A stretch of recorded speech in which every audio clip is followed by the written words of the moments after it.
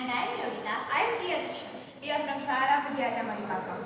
We have made a project named BOOM, which is also known as Waste Overflow Management System, which is used for recycling the waste. In India, more than 1.4 billion population is increasing. Also, the waste is disposed a lot. So, for recycling this, my vision will be very helpful. It will recycle all the biodegradable waste and the industrial wastes. We have developed a remedy for segregating the trash and recycling it. This helps us to reduce the environmental trash and recycling it.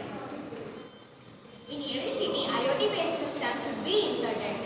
In this system, the corresponding person collects the garbage from the OHMS device and then dispose it in the OHMS zone. So it will process the waste by separating the waste into two types: biodegradable waste and non-biodegradable waste. So now let's talk about the OHMS device. The OHMS device is set in all the bins separately, and it contains an ultrasonic sensor which senses the data of how much waste has been accumulated in the bin, and then it sends the data to the NodeMCU, which is a microprocessor. This NodeMCU sends the data to the app used by the garbage collectors. Then the garbage collectors can view when to collect the garbage whenever it is free. So this reduces the energy and the time consumed.